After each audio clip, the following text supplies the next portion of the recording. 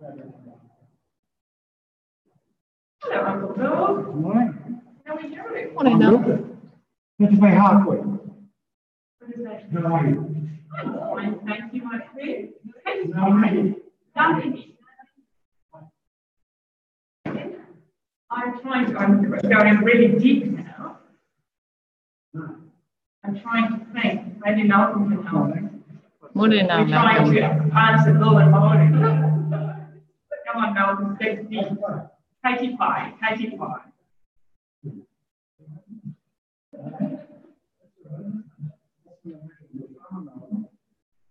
And there's 2 years. What's that, mate? Yeah. So, a lovely day today. It is. Tomorrow will be a better one. Yesterday's history. Tomorrow is a gift. Oh, sorry. It's just, I'll just get it sorted. I'll be right with you. That's why you should random day. I've been having an eye. And when I arrived into eye, then I used to go story. So I was reading it down, like this sorted, running around like a English chicken. And then I got a message saying, sorry.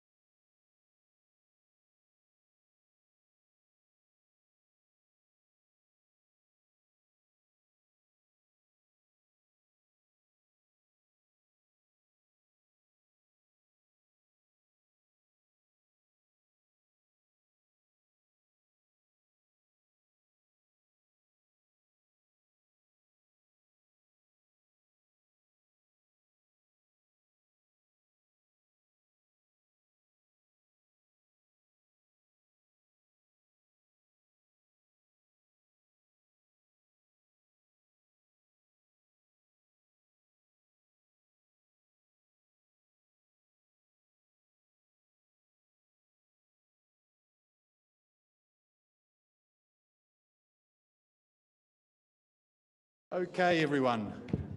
9 o'clock. Nā mai, hurry mai, whānau. It's just a small recognition of Te Reo Māori week. It's funny, I've had a real switch of thinking around Te Reo Māori, and three things have influenced me. One was when I saw the weatherman Dan on TV1, who he obviously lined up a lot of Māori before he did the program, but he wasn't too successful the first night. He got really caught and he was a bit embarrassed, but he still persisted. But the next day he came back and he had it worked out. The second thing was that an MP quite rightly said, well, you want to know about the flora and fauna of your country? Well, the language, the traditional language is part of that as well. So why wouldn't you do that? And the third thing that influenced me was thinking, well, if you truly want to think that it's a language of this country, unless the Pākehā embrace it, well, it will never happen. So I decided, well, I'm going to be one of those people that are going to embrace the language. Okay. So anyway, with that little speech, we will launch into today's agenda. GHL are coming along at 11 o'clock. We'll see how we go with timing. I would imagine we should be finished by then. But Rob Telfer said that he hasn't got a lot to talk about, but he would like to keep the process of, just having a bit of a chat informally after our meetings. So we'll look forward to that. Okay, so going to our agenda today, apologies, are we all here? The Mayor, of course, yes. Thank you. You're moving that, are you? Second, okay, all in favour, say aye. Aye. Against, carried. Thank you. Declarations of interest. Declare that I'm a committee member of Heart of Gisborne, so that's on the first on the agenda, so I'd like to declare that. Okay, thank you. That's noted. Sorry? Okay. Now, non-confidential minutes. Would somebody like to move that's accurate and true and accurate record? Councillor Seymour would, and Councillor Arkata Brown would second it. All those in favour say aye. Aye. Against, carried. Now, matters arising and the action sheet. So, just with the action sheet, on our agenda today is the sensitive expenditure item, and it said we were going to do a workshop. Well, I think we'll talk about it when it comes up as an item, and if we feel that we do need a workshop after having dealt with that subject, we will do it.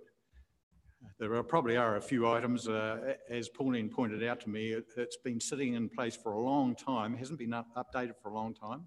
So there's probably a few little issues in there that could be added. But anyway, we'll deal with that when we get to it. But anyway, other items that are on the action sheet that people want to query or ask about? Mr. Chairman, just one matter from Matters Arising. Sure. On page 8, under 10.2, and our independent advisor expressed an interest in seeing the risk report. And I just wonder if you can update us on, I appreciate we aren't going to get it immediately, but what progress is made on scoping that? Okay, good point. What is the method then, Pauline? That can be available. There's not a problem with regards to it. Most of the reports is in here, but I'm not sure of the details that is required. If it's over and above what we've got already on this agenda, I'll probably need to know what the scope exactly. It describes the scope at 10.2. So I wonder if you've started to frame it up. What are the 15 to 20 top risks within the organisation? They will be reported to this group as a whole as well. So that is part of that whole analysis. So yes, the whole group will be given that. Well, okay. Well, let me jump in here. Yep, obviously this is the area that this committee's got to deal with is risk. But I think it would be better for me to sit down with the staff and think how, and actually we would get you along there too, Robert, and we'll work out what we're going to do around that. That would be the best way of dealing with it, I think. Okay, and come up with a method.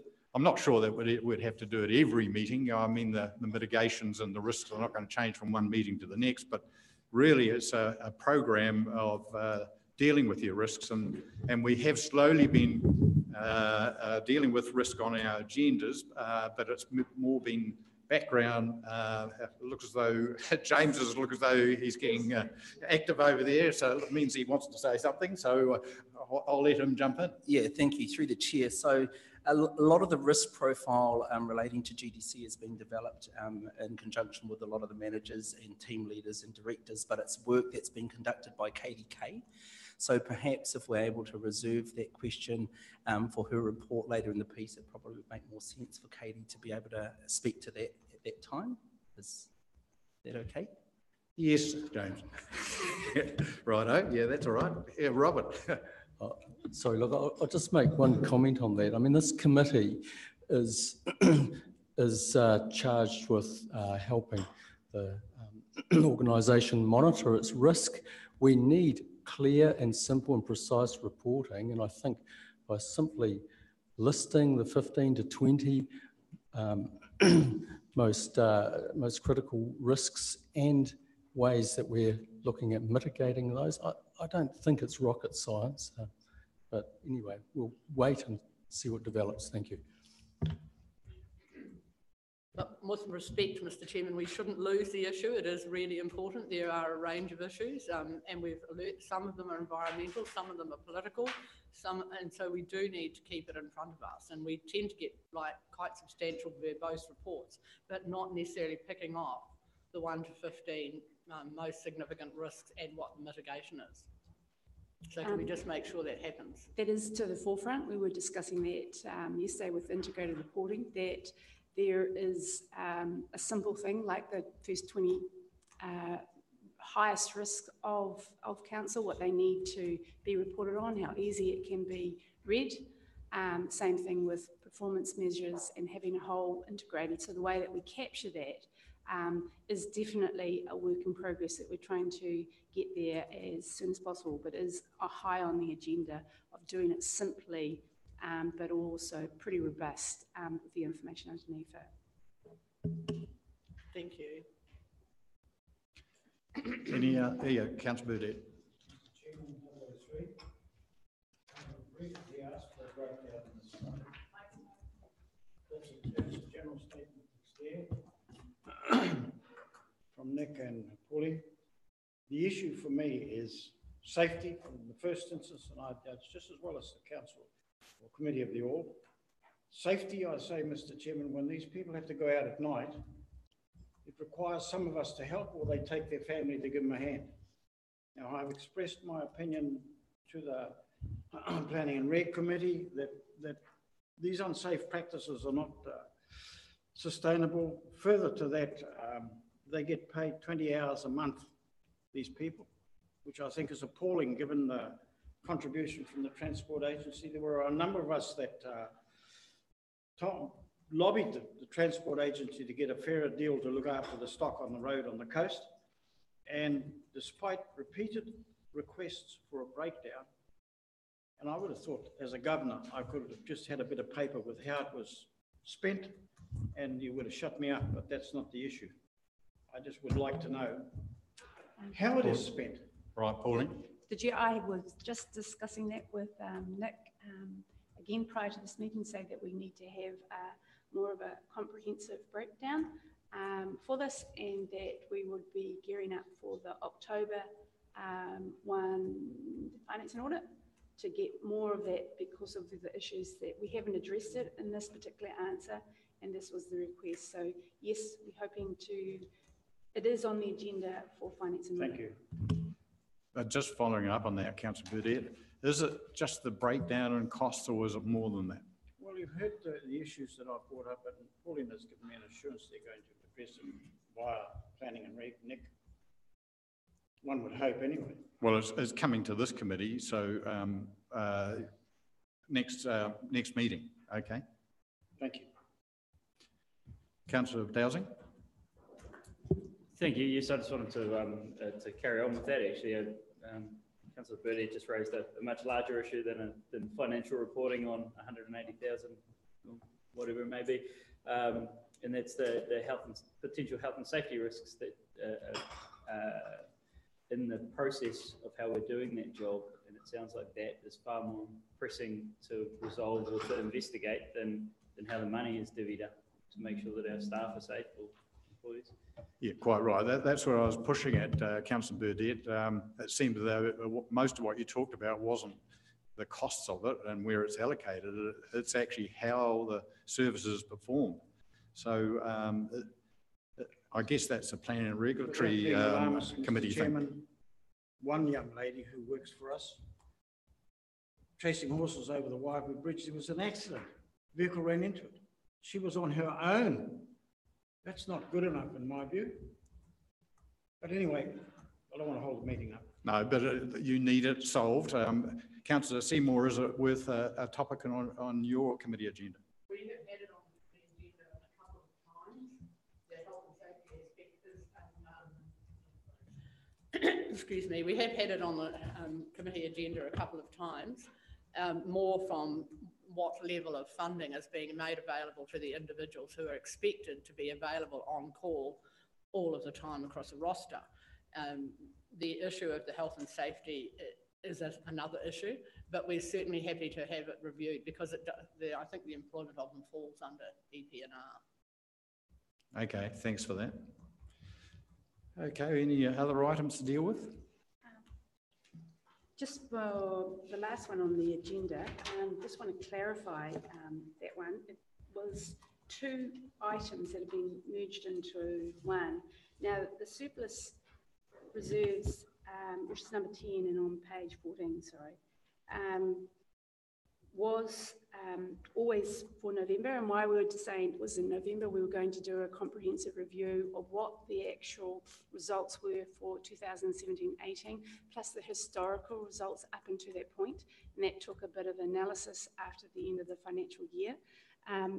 It also is there isn't a deemed policy as such as part of a practice that has been occurred in the past, and we were trying to incorporate that into our revenue and financing under other policies. So the first part of that is that the revenue and financing overview was to be at the 11th of October.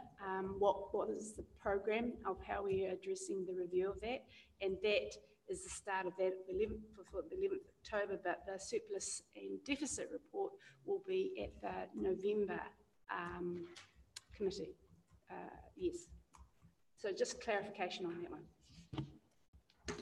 Supplementary to that, thank you very much for that explanation. Mr. Chairman, if I can just ask, is that then intended to be only for the financial year ended 30th of June 2018?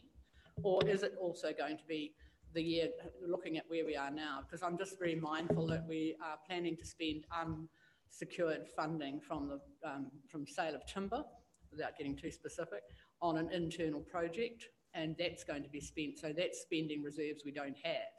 So can you just be clear about what it is, whether it's just looking at end of year or going forward, or what the policy is? It is to date. So it's, to date. Yeah, it is basically the accumulated surpluses for how it built up for over the number of years, and the main reasons. It's the main reasons of what their balances have come to this date. Yeah, and then what is our practice going forward on what we should be doing for those sort of things. So that gives you a bit of history behind it, and then it gives you a little bit of a starting point to see, okay, what should be a policy with regards to this in the future. Thanks. Is that December rather than October then? Is that what you just said? There's a financing audit at the end of November. End of November, so it won't be the 11th of October. No, what it shows here. So that's what I was mentioning, that the 11th, it was a combination of these sort of things, that they're saying that the revenue and financing sort of program of that would be earmarked for the 11th of October, but the actual surplus deficit history and review of that you'd have a report on the 11th of November, but it's coinciding with that program of work. Thank you. Right.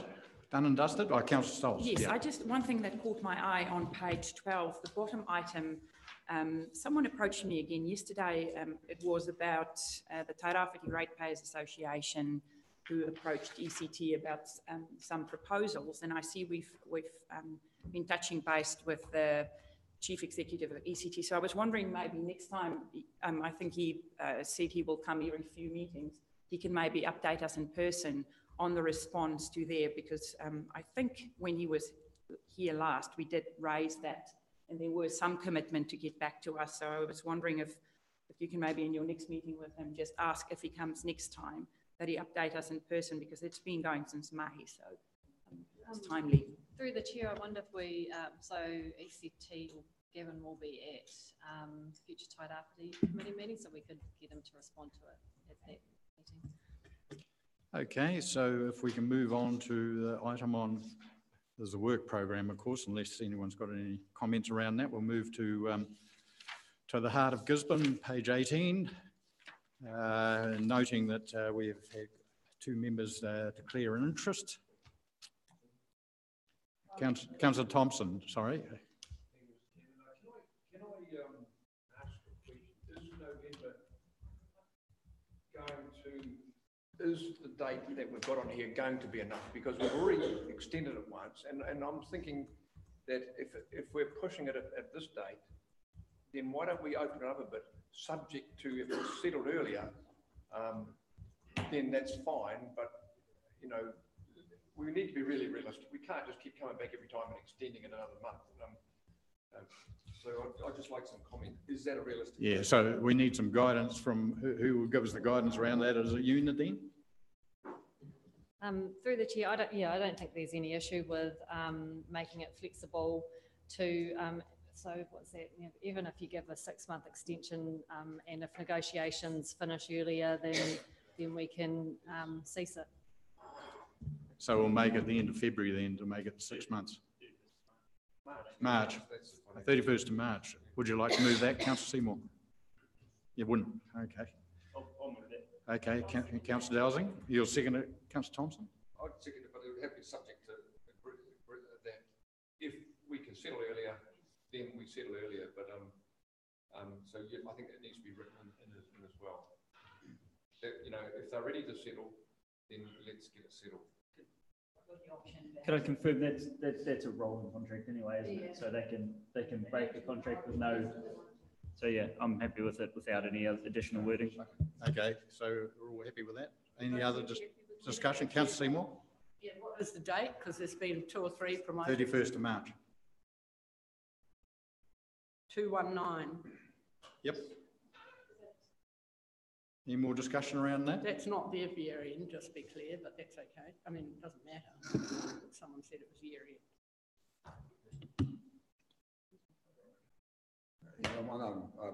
I've voiced my conflict, but I'm just letting everyone know that there has been really amicable conversation happening with ECT and Activate, and the indication is that it will be done sooner than later, and it'll be done way before the 31st of March. And there's in total agreement with the committee and members so far at the AGM. There was no one who stood up opposing the proposition at all, the amalgamation process. So at this stage, everyone's happy and we're on track. And there has been a date mooted, the 1st of October. So we're heading towards that direction at this stage. But having a leeway would be a good thing to have. Or it just saves it coming back again. Okay, any further discussion? I'll put the motion. All in favour say aye. Aye. Against, carried. Thank you. Right, moving on. And we're on page 22, rates for emissions, noting report.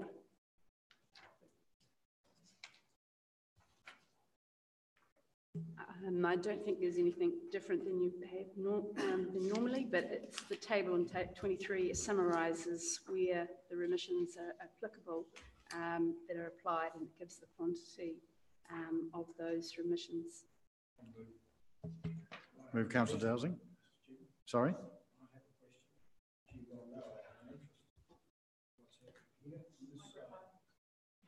This here doesn't say anywhere where it relates to contiguous property, and that's the contentious issue. So perhaps someone could explain it to me. Is this going to come up? Yeah, Fiona, would you like to come up front here?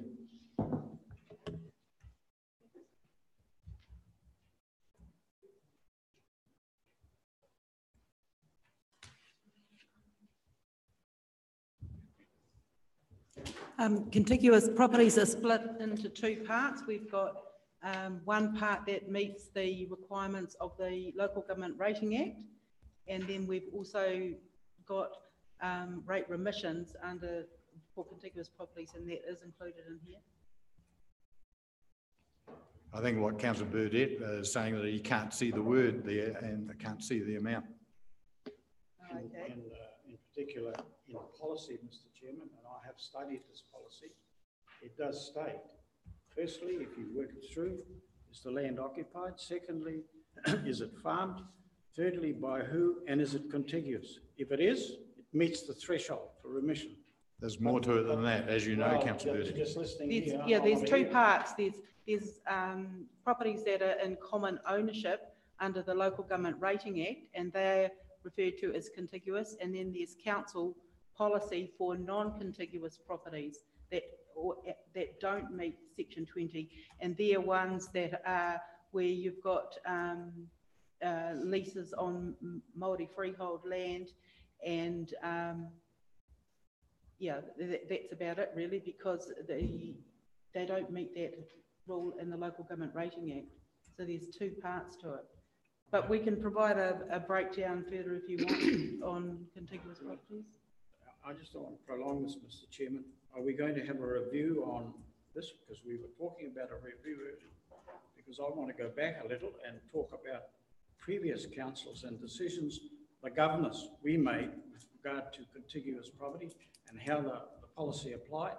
And suddenly it's all, as Fiona explained, gone somewhere else. Well, it hasn't gone somewhere else. It's actually always been like that. We've been reviewing all our contiguous properties throughout the district.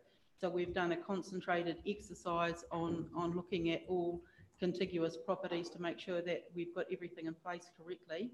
As part of the revenue and financing policy review, when Gary Hope came in and presented here, we agreed that we would review that policy as part of the revenue and financing policy review, and if there were any changes that were put in place as a result, that we would backdate them for 1 year, so that it encompassed that year that yourself and Gary had made those inquiries, if there was a change. So, Councillor Burdett, so it's coming up. From what I've seen, the staff have been applying the rules as they are written, and so the only way that that's going to change is, as Fiona says, that when we review the policy itself. So unfortunately, you're going to have to wait until we actually do that. Mr. Chairman, can I speak to it, please? Some of us have been around the table since the council laws made the decisions. Councillor Wilson was a part of that. And when you refer to non-contiguous properties, where a property was non-contiguous but was used within a farming business, then generally we did make that remission, if I recall.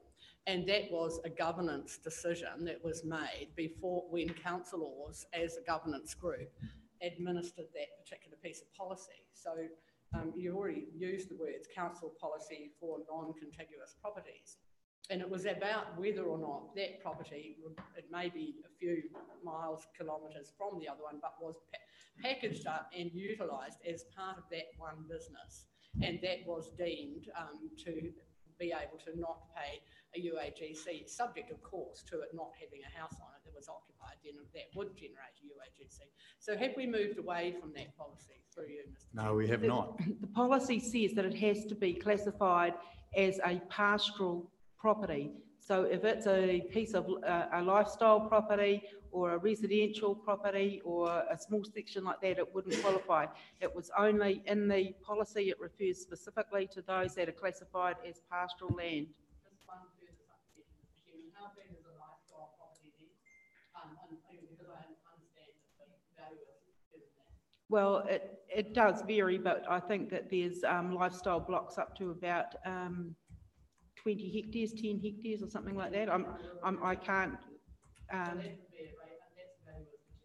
Yes, it is. But if it doesn't have a house on it and it is being used as a part of a farming practice, I think we should make sure that we do review that, Mr. Chairman, because I mean it's clearly not a lifestyle property being lived on. If it's a lifestyle property being lived on, absolutely right, it will carry a UAGC. But if it's a bare land or a disused derelict building, which could be the case, and it's actually used as part of a farm, then it is part of a contiguous properties activity. But that doesn't comply with our present policy because it has to be classified as rural land. If it's classified as lifestyle land, you can't combine a lifestyle one with a rural property. I just said we need to include it in the review.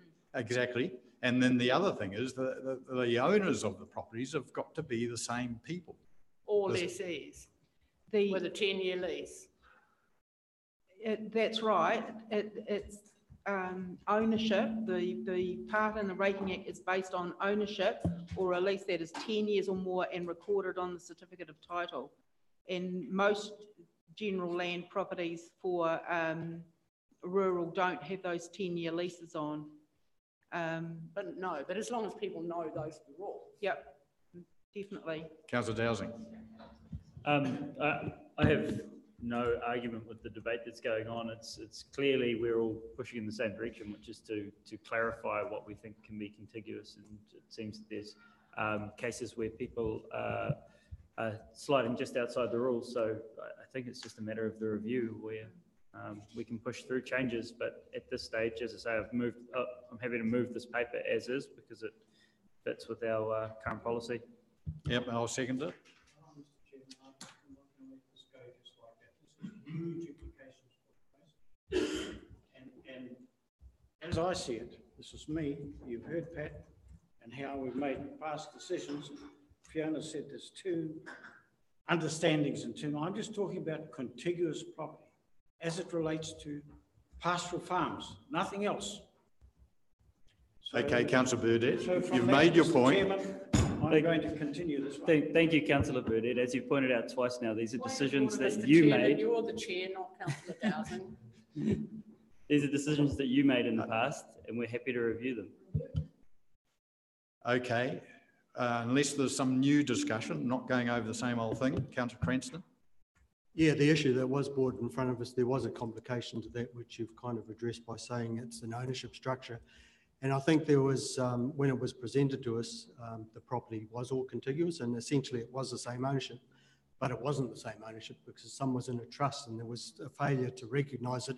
You might be the same people, but if you set up a portion of your land in a trust, that is a different ownership. And I think that's where a lot of the confusion's coming from. It is. Thank you, Councillor Cranston. All in favour of receiving the report, say aye. Aye. Against, carried. Cool. Moving on. Sensitive expenditure report. Page 28. Okay, Pauline, you're going to introduce that to us. Thank you. We started, just wanted to recap a little bit. We started this part of, in 3rd of May at the Finance of Audit, where we did a review of the credit card policy. And the outcome of that one, it was decided that one part of that was the Mayor's credit card that the Chair of the Finance and Audit Committee would be signed off, but as I say, by the Chair of the Finance and Audit Committee and a non-elected advisor, and the results being reported to the Finance and Audit Committee. So as a sort of the result of that and following on from that, we are reporting the actual results of the financial year 2017-18. So that's the first part of it. Just to be aware that the sensitive expenditure includes probably other policies that feed into it. There's koha, the credit card policy, which we've said we have done a part of a review. And what we've called it in here, it was only for a beginning of completeness, but it's really not probably anywhere regarding the sensitive expenditure is the vehicle mileage, which is really captured under remuneration authority. And we probably will need to separate that so we've got everything on the sort of that same basis. So it's the policy review, just as another a point in this particular paper, on page 35, it stated that the sensitive expenditure policy had been reviewed in September 2018. This was trying to bring to you the policy as it stood from 2012. It hasn't been a review. The only things that have been updated in this is sort of the change of new names with it, and also incorporated that little bit of a sentence with, from the credit card policy where we are changing the sign off on that. So it isn't a review, it is still from a number of years ago. It probably does need updating. There's simple things like when I was reading it, just for clarification, page 43, they talk about taxis and they give you general principles with it, but there may be other things now we're moving into an area where Uber and etc. that there needs to incorporate it more up to date. It also talks about on page 44, say cell phones, and now cell phones and the cost of that is for a general cost. It doesn't need to go into per call. It's a total different charging mechanisms, and the same as with the emails and things. So we've moved on beyond that and probably needs to be updated accordingly. So just jumping in there, talking about phone calls, I see it's got the outdated term of allowing one toll call. Who the hang makes a toll call these days? I mean, you could remove that out of it. Yes, exactly right. Exactly right. So those kind of things, it does need to be updated. So then the third thing is just the results that for the 30th of June 2018. As I said before, it did include vehicle costs for councillors, which included the mileage. It really is not pertinent to a sensitive expenditure that is covered under remuneration authority, and that is the kind of the basis. For your information of that's recorded, it is about 21.8k that relates to mileage, so it was a significant part of the other parts of the expenditure. It also included in the CE under her particular cost, fuel costs, but and that's about 1k of that, and that is used particularly as a pull vehicle in a lot of cases for travelling, so it's really not pertinent in this kind of the discussion. So we have got that in there, but we just probably need to be a little bit mindful of some of those figures, and we'll get the most pertinent things in future reports. And I think that's just the main points I wanted to make. I think if you took the mileage out, there wouldn't be much to report, would there? On members' expenses, I think this council's pretty good in the way of expenses. I know other councils and other organisations do suffer from huge sensitive expenditure, and there's a lot of publicity about it, but this council certainly does not suffer from that. Any comments or questions? Councillor Seymour? I mean, I don't think the paper really has addressed the credit card issue, though, which is what we started out with. I mean, it's got a very general comment in there, and I'll leave it at that. And on page 42, I just think that it's third bullet point from the bottom, reasonable meal costs, and it sounds like if it means a total cost for the day is $60, but it actually says a total cost not to exceed $60 per person per meal. That's a mighty expensive breakfast. Can I tell you that on another national board that I sit on, they quite specifically determine that breakfast is one sum, lunch is another, and dinner is a third one. I don't think we should be funding $60 breakfast, which you put on this. And in this day and age, I think you should remove the clause allowing everyone one drink. I mean, council's much more careful about where it spends its money. And if we want to have one drink with our dinner, then we should pay for our own. And I don't think, and I mean that across the whole organisation, that the ratepayers shouldn't be paying for one drink with dinner. So those are a couple of comments, and I just want to note that most of my claims relate to district licensing. I think you advise. Is that correct? I can find out specifically what it is, but yeah, I can get the details. It's not. No, I mean it is. Yeah, pretty off the top of my head, I've got the details of it, but yeah. And I think we should actually have, if we're going to break down and release, and I think it's good, we should break down and release the mayor, the CEO, and the directors with mileage as well, because that's all ratepayers' money. This report stands on this is ratepayers' funds.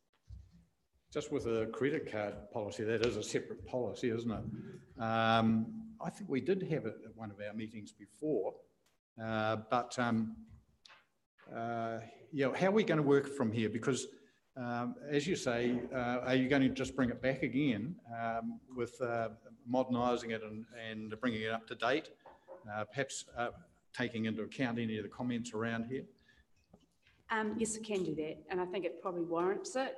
We were looking at other ones at the same time as Greater Wellington, how they separated different policies. For argument's sake, it separated the councillors' policy because they had different approvals and sometimes a different expenditure, and then they had the council and staff. And so some of the things we've got in there that perhaps don't warrant. I mean, the disposal of assets have nothing to do with councillors. So yes, the short answer is, yeah, we need to come back with kind of and a it could be review. reported 6 monthly. It's not that rather than 4 times a year. Yeah, Councillor Dowsing.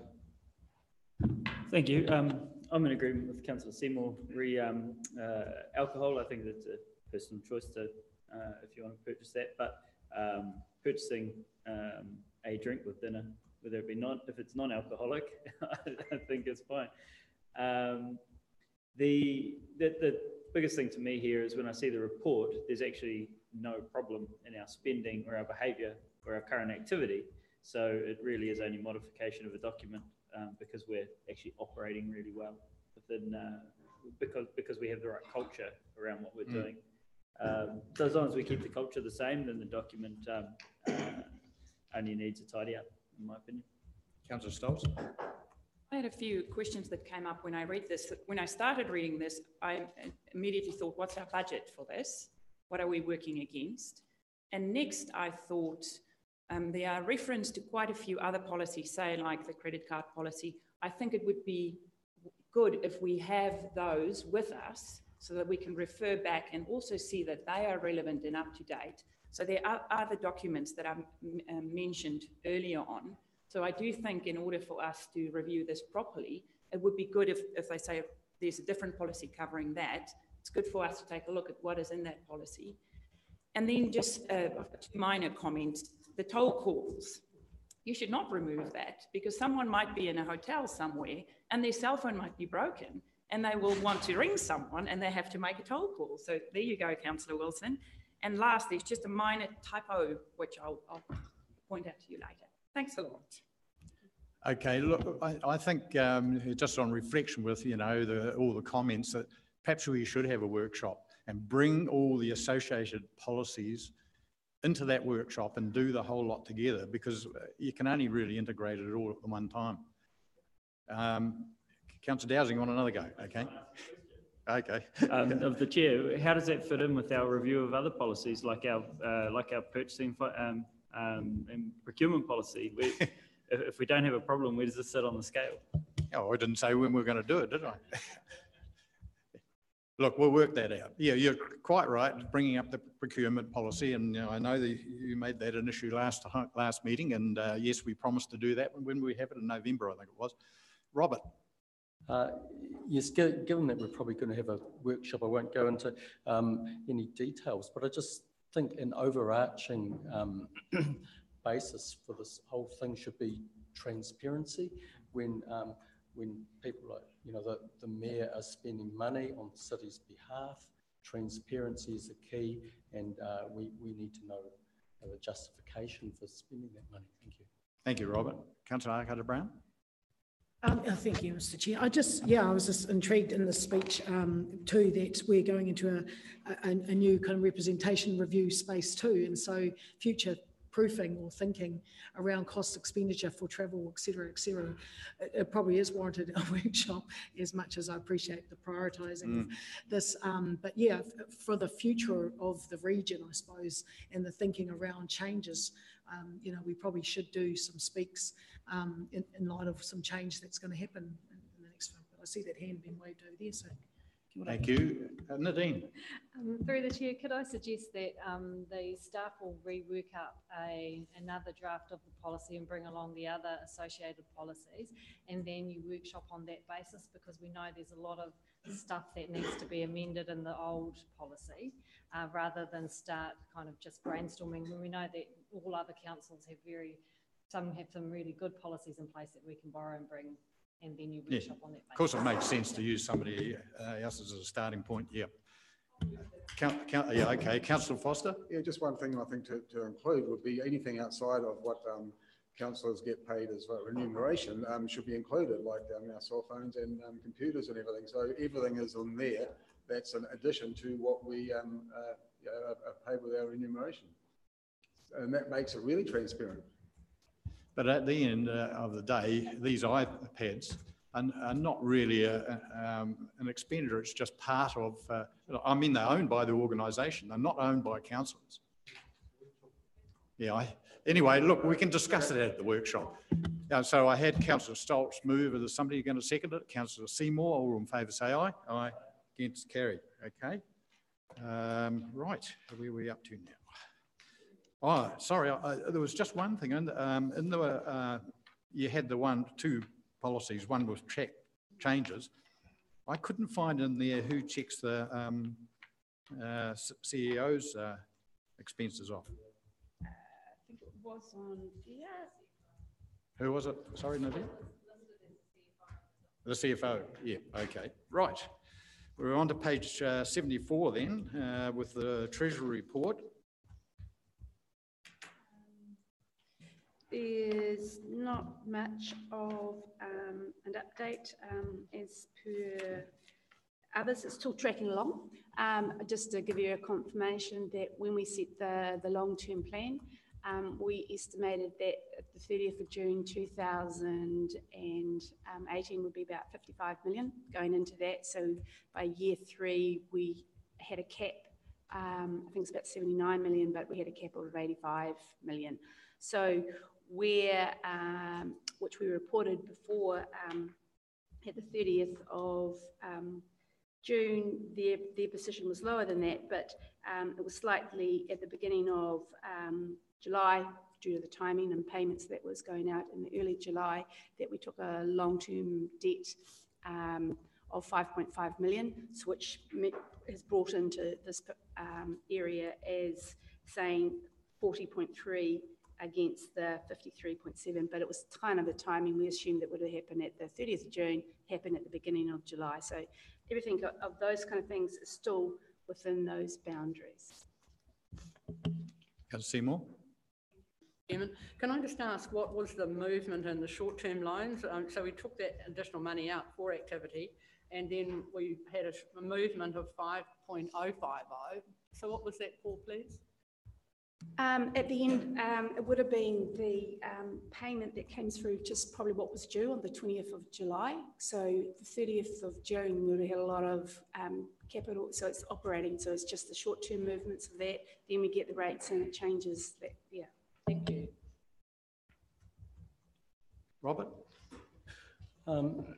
Yes, through you, Mr. Chairman. I'm conscious that with our long-term plan, we're going to eventually have facilities perhaps of up to 105 million. I'm just wondering if there's a plan in place to work out the optimum times to increase those facilities. I mean, I'm quite aware that sometimes there's a bit of a time delay with financial organisations to put new facilities in place when we need it, and just want to be assured that there's a plan in place on an ongoing basis to do that. Thank you.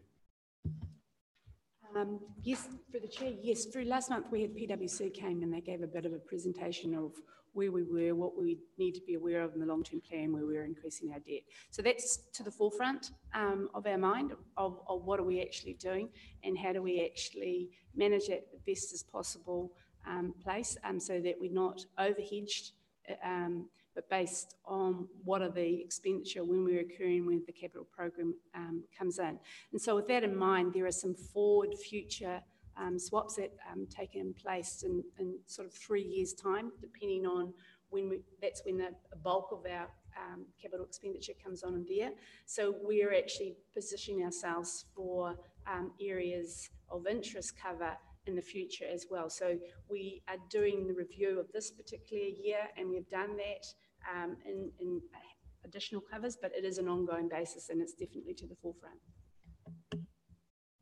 Okay, so we have the interest cover, but also, you know, getting the actual facilities in place to borrow the extra money and, yeah, thanks. So on page 76, you have a bit of the graph. There's two things there that actually says where are our debt and where it comes on. And in that particular graph, you've got, say, there's a numbers that says 52% is in our first 3 years that the debt is coming, and confirming with and at the latter part there is the debt spread to the 5 years plus. Now, my same question was just reconfirming, how does that actually place us? What does it need to do with that kind of a debt? And if you look on the other page, that is on page 77, the actual 1 to 3 years when it says this is the interest rate covers, okay? If you look at that almost that percentage of splits, the 17%, 29 and 54 is the inverse of when the debt is. And they say that that is the ideal, to have the cover, because the risk is not so much of the interest in the first current as in the latter years when you don't know where the debt comes. So you've got those sort of things. And so basically they're looking at that mold, same things as what you're saying, where's the risk, when we've got to cover, and when is the maturity and how can we get the access. Most of those things with the LGFA is where we can get access to that. And because of our policy is that we, the lending criteria is a function of your ability to produce income. Ours is mostly rates. And so we've got a policy that we have 100% of up less than or equal to 100%. The criteria for the LGFA for our size is 175%. So the issue of being able to get loans is, and when we need them, isn't a major risk for us. I see one of the risks that we've got is how we actually roll out the capital works for a lot of these projects. I mean, this is almost unprecedented for this council as to how much work is actually coming up. And then on top of that, well, we're going to hear this afternoon about the roading budgets and how that's going to be spent. But it's just having the capacity and resources to actually follow through with what we're planning to do. And of course, the Treasury is vital for that, because we don't want to have too much money available if we can't deliver the programs, and vice versa, of course, as well. So it's going to be an interesting next 3 years, especially as to how we get underway with all these works and whether we can actually do them. So that's the big risk in my mind. Councillor Thompson.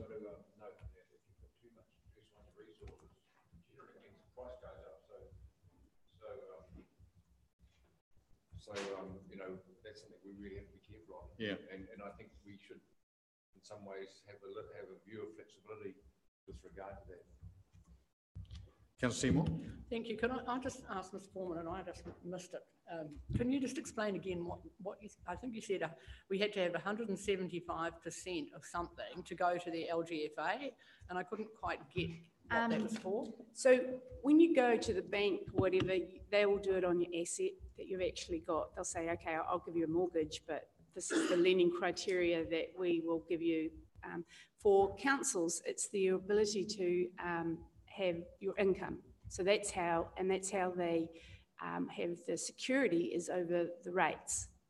Okay, so where they assess it of how much they will lend you in funds is usually on your ability of what your income is. And there's states for kind of a council which is hasn't got credit rating is about 175 for about our size, and that's what they have confirmed that they would lend up to.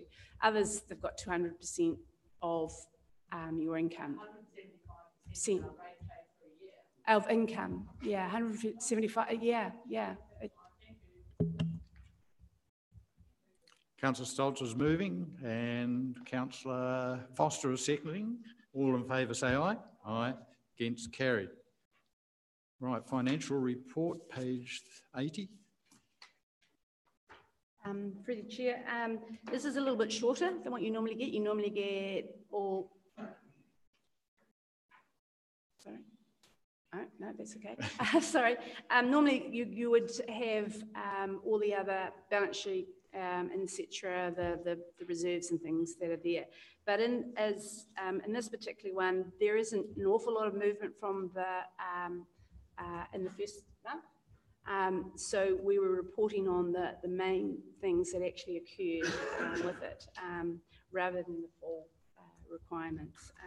And as it states, it's basically mostly a function of the income, recognised income, and some of it's from the roading with the income for the emergency works, and then the other part of that is for the inner harbour capital grants that's there.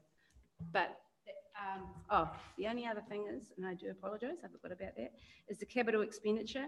We're pretty light on that, but it's just what we're probably trying to get is something that's easier for you to understand what's coming, what we forecast. And so on page 83, we've got a capital expenditure graph, and we're trying to do those for the individual areas. So whereas last year it was 112, and you just saw what it was, but you didn't really have an indication of what the program was, what they thought there was going to occur, and where the expenditure was with it.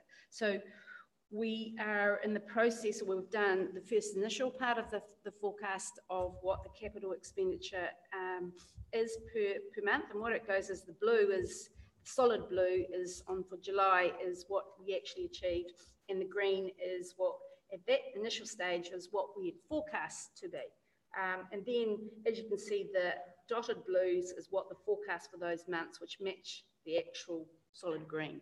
They will change as you go through. So you can pictorially see what it's tracking as opposed to the solid line. Councillor Foster. So on that graph, page 83, it's obvious that we haven't haven't done what we budgeted to do. Is there any what particular item would we be not achieving in that month? On page 80, it just says the capital expenditure, what we had was 629.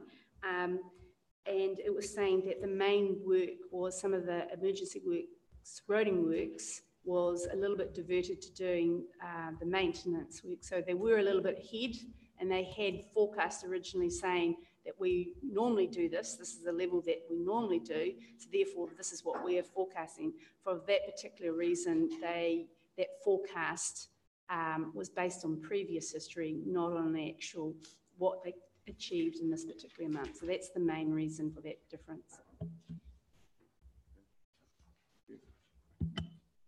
Any other questions or comments? Robert. Yeah, through you, Mr. Chairman, it's really pleasing to see employee expenses with a positive variance for the first time. So let's hope that that's a continuing trend. So that's an area that we've had difficulty with in the past. But one thing I'd like to inquire about, just how far off are we with the final accounts from the 17-18 year? The process is that auditors are here for another week. So we've given them the draft sort of accounts, at the beginning of that time. So the council's position was there. Now the auditors come, they've got another week, and then sign off on that would probably be about another week after that for whatever they work on it, probably about the 28th. So where we had forecast earlier on, very high level, and we had in that time being a little bit conservative of some of the positions and some of the provisions, we had about 3.9 million surplus. It's about 5 million. Now the difference of that is due to the timing of some of the capital or some of the income recognition of some of those projects, bringing it back in to align with some of those projects, and some of the provisions movements went in a more positive way in offsetting some of the others. So that's the high level now, but we're still, as I say, subject to any other changes that come through from the audit process. Councillor Seymour? I think we have to adopt our annual report within 3 months of the year end. Yes, it has to be adopted, which is October. So that goes to council. It's finished as such, and you adopt it within 4 months, and that's when it goes to the month of the end of October. Yeah, Robert. Yeah, just a final question about how's the consolidation with the Gisborne Holdings Limited accounts going? Is that all running smoothly? It could be better, and we've learnt a lot of things from it, and probably from the outcome of this, we will come back to both working with GHL ourselves and to council to say what are the risks associated with this. If there's delays in any of this, was the risk to council, which is the biggest risk, and we're trying to see what would be our recommendations going forward to make sure that those risks are eliminated and improved. So we'll have more of a report back to council on the overviews and how we can work in conjunction with, as opposed to in separation, in that kind of the process. Nadine? I think, Pauline, I mean, through the chair, the consolidation is difficult this year. We are still waiting on some information. I think it's been difficult also for GHL with new change of personnel as well, getting their heads around our reporting and accounting requirements too, being a CCTO. So Pauline's very generous in terms of what she's saying, but we are hitting the line and we actually need to get the information from them soon. Councillor Dowsing. Thank you. In our annual report, and in a previous report we had, it identified that there were several costs associated to a major project that were not necessarily associated to that project, and it was a substantial amount, and it was in the library report that we received. And I'm wondering if, when we get the annual reports, costs like that will be repositioned to the appropriate project, or are they going to stay outside of that project and not visible to us? There's a couple of things with that. So yeah, the annual report is pretty much done on standards and the way that you report different things, and it's consolidated up. So if you were trying to look at some of the details, you're not going to get those specific ones that you're asking, because it's not required in the annual report. So the annual report will do the activity for community facilities, but you'll just have operating expenses and income, and then what's the overall budget with it. The details that you're asking how with the project performance is a separate issue, and we would have to report that separately as opposed to in the forum of the annual report. Yes. Yeah, I guess that's the question then. Are we going to see costs associated to major projects reassigned if we've identified that they're not, that they haven't been recognised within those major projects yet, and it's for other reports, like this? We will. Oh, sorry. It won't be reassigned, but it will be reported together. So where the classifications that they come, so you've got a whole picture. If you needed those kind of things, we would report them together, so you can know the true costs. You can see that these were some operating costs that was either for the relocation of the library. What were those that incorporated that as opposed to, say, the capital project itself and their costs. So you get an overall picture of the, to bring it to completion. Is that what you're meaning? I guess the question is, why are we not reporting them together in the past? Why are they not assigned to the same project if they are associated to the same project? And can we just have them reported in that way? I guess is the answer. We've got a project where we've identified there was a couple $100,000 that was related to that project. It wasn't assigned to that project. I'm wondering if in the future those costs will be assigned to those projects, or whether we'll continue to have a portion of money outside of a project that us as councillors can't identify as associated, so we rely on information, you know. Well, we can ask for it, but you don't know to ask for it because it's invisible to us. Short answer is yes. That's our way to be transparent as much as possible, to have all the inclusive costs. So definitely. Councillor Seymour. Thank you. Supplementary to Councillor Dowson's question, that reminded me, I think, that we were looking for another 50,000 to bring the library up to an even keel, weren't we? That we were 50,000 overspent a couple of months ago, and we were going to try to find that from somewhere. Did we? We're on budget now. Through the chair, that 50,000 that was highlighted was a potential risk that was to us. So as I understand it, that it didn't eventuate. Thank you. Robert. Through you, Mr. Chair, just one more question about this year's financial report, page 82, item 10. We're saying that roading emergency works for the period was 1.8 million against a full year annual plan of 3 million. So you're telling me that we've spent 1.8 million of our 3 million annual budget already.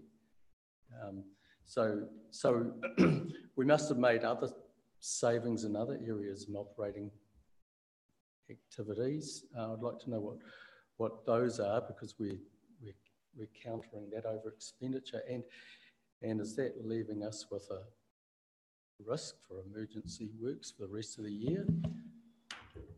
Through the chair, so when you point a variance in the kind of the budget is when you phase something with the expenditure. Now, to explain that, say for example, that you have always costs that occur in July and you know it's for insurance. So you have 100% of the budget assigned to that. So therefore there's no variance unless there's an increase in the cost of insurance. So in this particular case, it was identified that the urgency works for the 3 million was going to occur in the first quarter. And so that budget had been phased. So it's not identified as a major variance at this stage.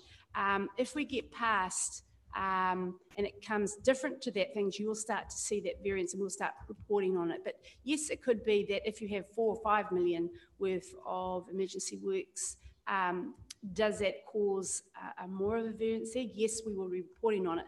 But offside of that is we also get income associated with the NZTA. And we would be reporting was the net impact to council because of that. So that's kind of mitigated. So we would have to give you more information rather than less, just to explain the whole effect. Fair enough. Yeah, Nadine. Through the chair, I might just point out in terms of the emergency works, it's likely we are going to be spending significant amounts in that area. We know that we've got $20 million worth of damage in the Uawa area around the roads there, and that money is going to be funded by NZTA. So we should be, hopefully with no more emergency works required for the remainder of the year, on track with that area. Okay. I'll move that we receive that report. Councillor Stoltz seconding. All in favour say aye. Aye. Against carried. Break for morning tea.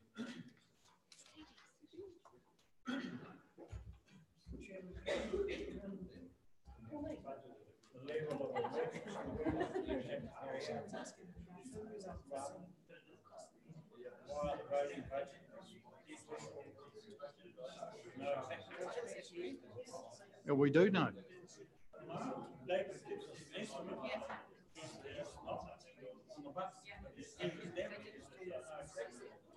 Yeah, but it varies all the time. You've just got to put an amount in there and hope that that's enough.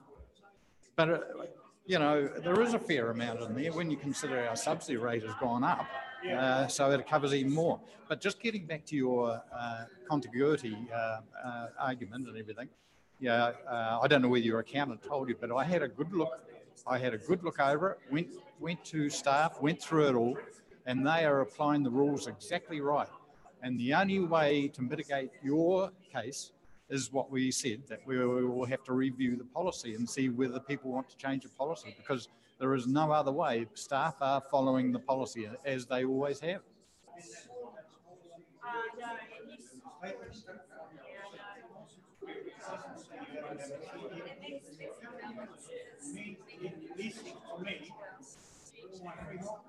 No, what it's saying is that under the rules, you've got lifestyle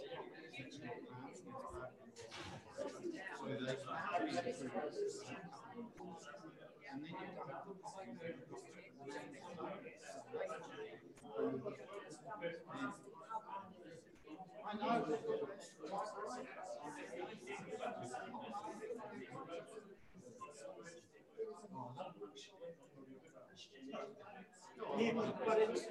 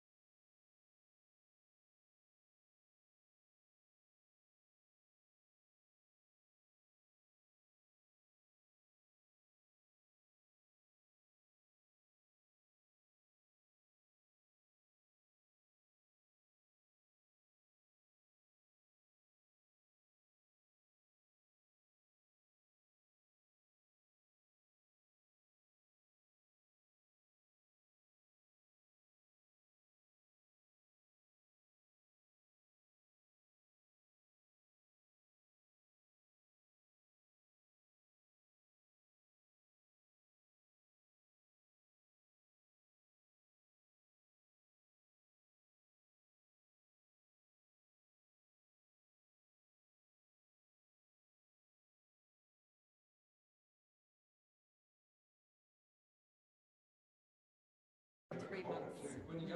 Oh, I'm going May, June. Okay, everyone, if we can get back to our agenda. And Katie, would you like to come up? Because we've got your item on the agenda next. Risk view of livable communities. You saw the other ones last meeting of our other assets, but here we are with the communities asset.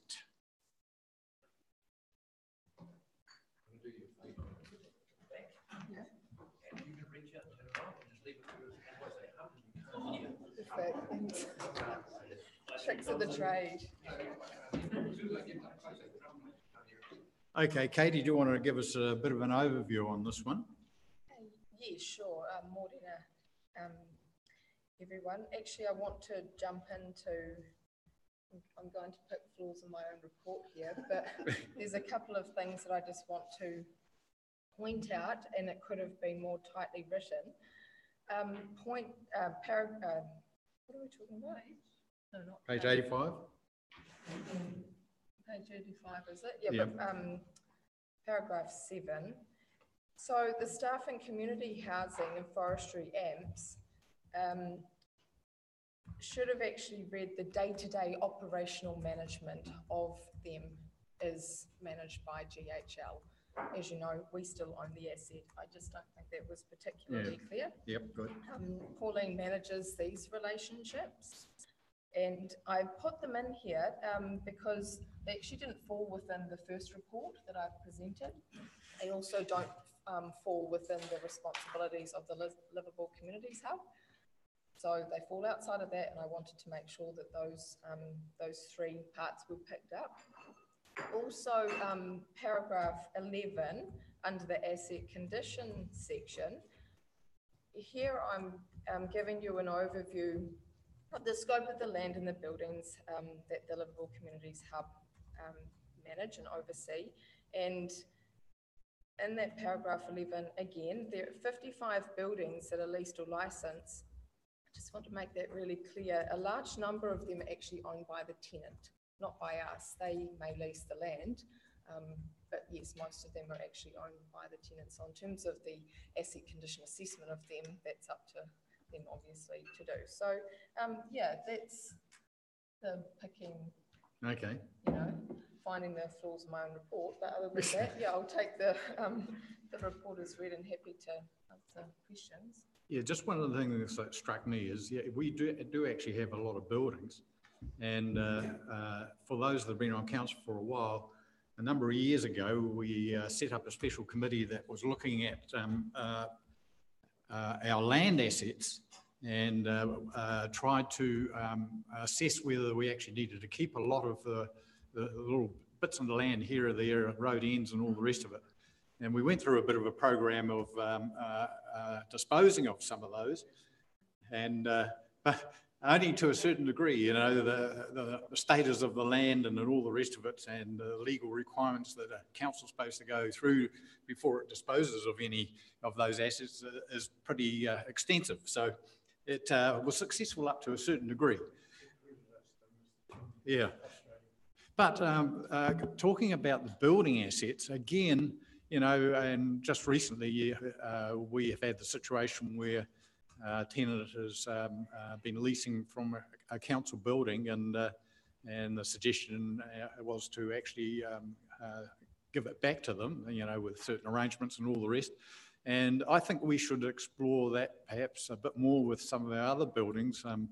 I don't think it's necessary that council actually, unless there are a strategic reason why we actually hold on to that building, and there will be in many cases, but I think we need to have a high-level review of our building assets and see whether there's the opportunity for others to take over those.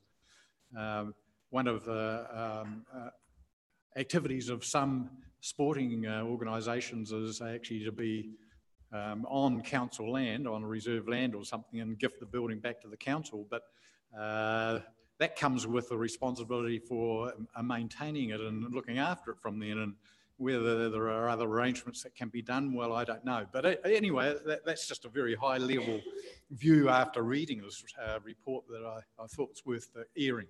Does anyone else want to raise any issues? Councillor Cranston. It's actually on that point 7 with the community housing. I know over the last few years there's been quite an intensive maintenance program on there. I don't know whether it's how that actually happens, whether it's an annual budget if we say, well, you can spend X dollars on this a year, or whether they say we need to do this amount in maintenance and it's going to cost X dollars. So just the management of that, because I mean, I know at this stage that a lot of that community housing, the values have gone up because of the work that's been done and because of property values going up. So, I mean, the asset value of those 4 councillors when given up has gone up. But how is that managed, and are we at the end of a significant maintenance budget because of all the work that's been done, or is that an annual thing that we always input to every year, or just how does that operate in the community housing sector? Do we have an answer to that? I guess that's not Katie's field necessarily. Yeah, that would be more Andrew's, wouldn't it? Depends what. Yeah, but it would be a budget that we would set. We wouldn't. Yeah, exactly. Yeah, with the community housing, I know there's been a lot of work done on the community housing, and how have we managed that as to, have we set an annual budget for them and saying you can spend X dollars a year, or are they coming to us and saying we need to do X dollars of maintenance a year and here's the bill? So, we set 200K of renewals per year, and that has been historically for a number of years, and the program that they do for that particular year, they assess this is the things that is needed in these because of the hard deterioration, and so they give us that, and they believe what will cost. So yeah, we do have it at the beginning of the year assessed, but they also have a 200K. As a long-term management plan of it, it probably would be a time to review it as well. Yeah, that's what I'm getting at, because I know that significant work has been done within that budget, but whether it's required anymore, because a lot of them are specced up to pretty well at the moment, so whether that budget needs to be sitting there or not. Yeah, Councillor Burdett. What about in the case of sports clubs?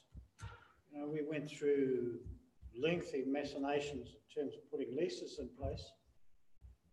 Some had clubhouses there, some intended to build them.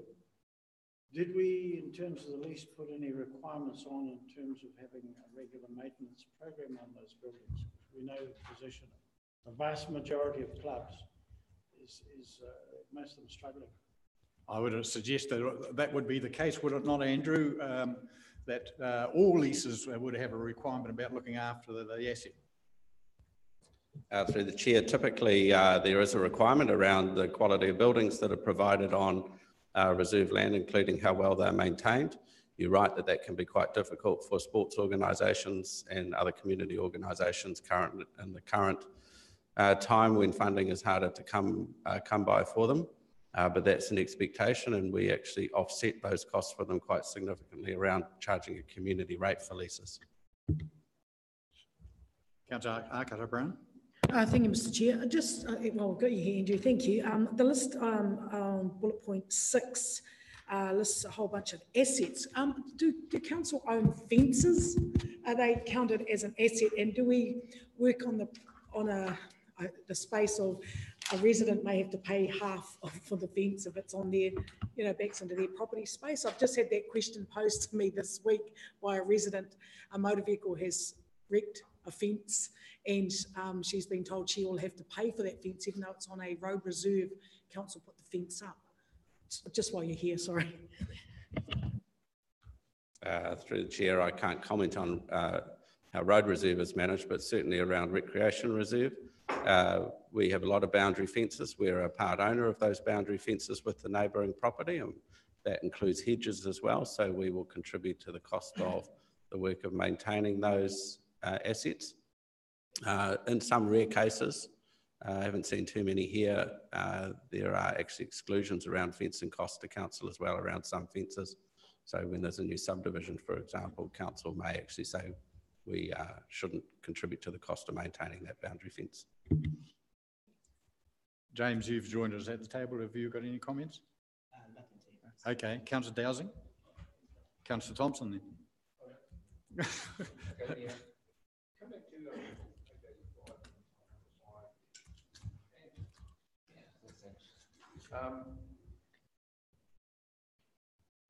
My understanding was that we sort of moved that the library and theatre, the operation of library and the operation of theatre was under the umbrella of livable communities, but the actual building as assets stayed under infrastructure and assets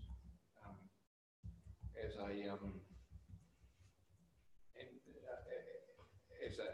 the controlling section of council. Now,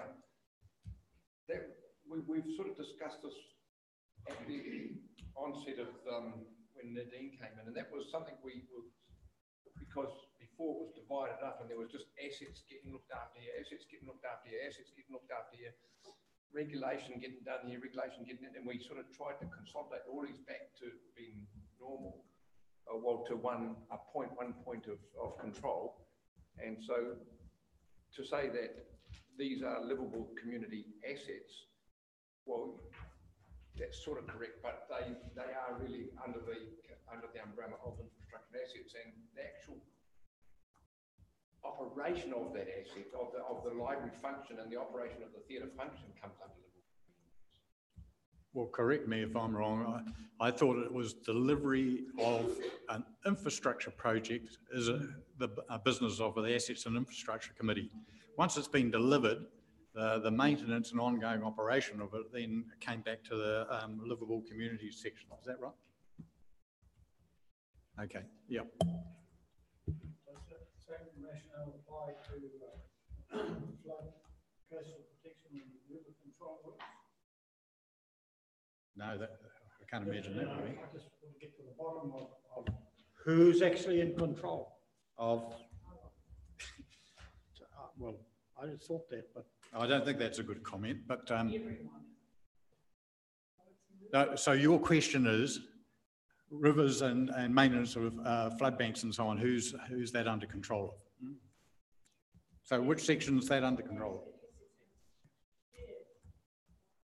Assets and infrastructure? Or roading, or not roading, engineering, rivers and drainage. Was that under the same umbrella? Well, it's certainly not under livable communities because it's not a community asset. No, they're not. Let's go back to the first question. Who's going to answer it? Sorry, I just got lost in where we're at with committees.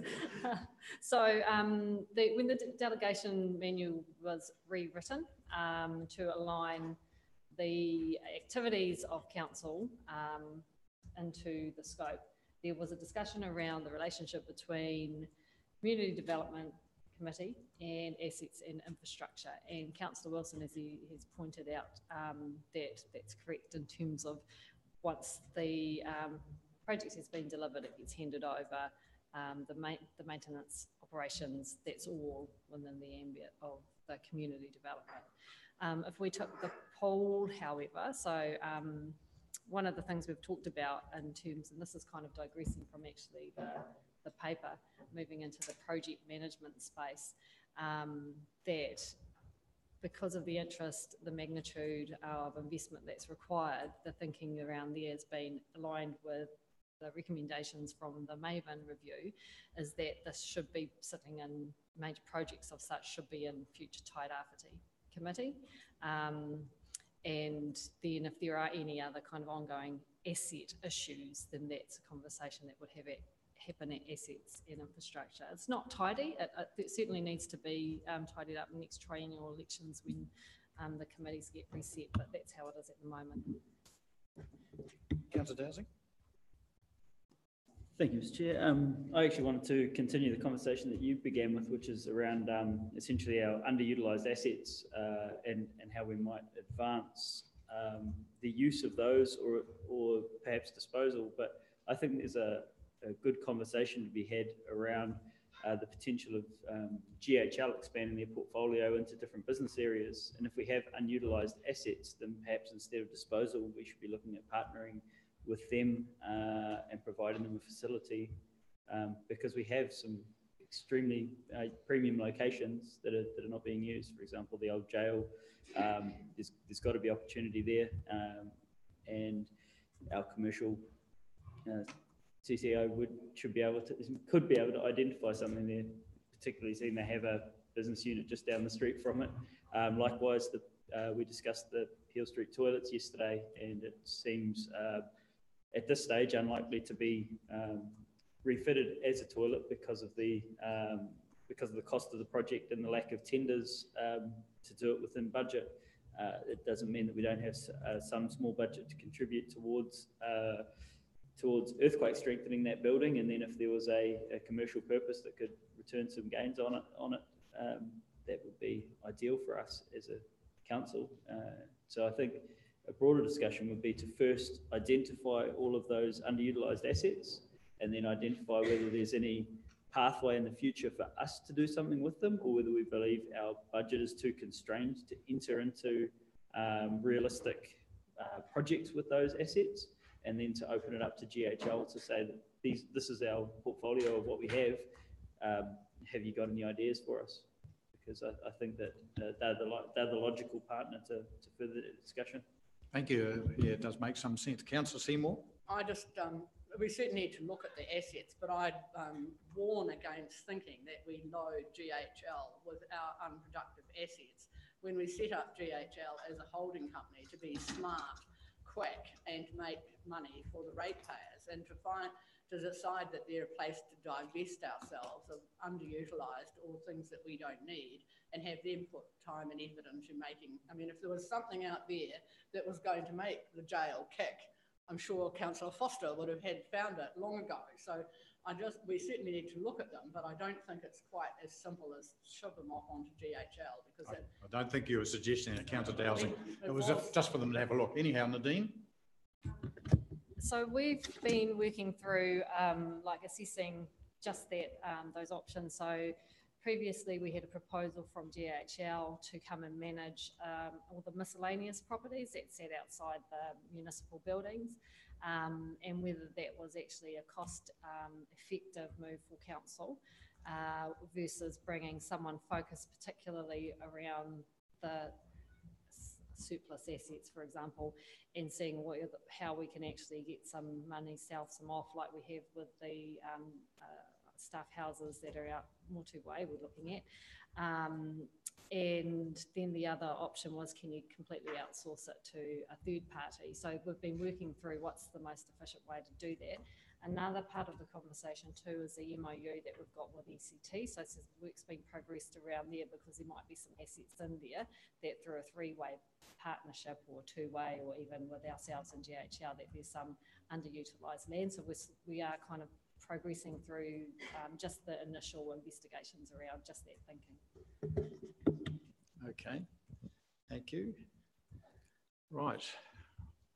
I'll move receipt of the paper. Second, Councillor Burdett. All in favour say aye. Against, carried. Okay, so we are now, I'll move that we move into public excluded. Second, Councillor Burdett. All in favour say aye. Aye. Against, carried. The water on the matter that I raised with you, and if I'm defeated, that's fine. But we have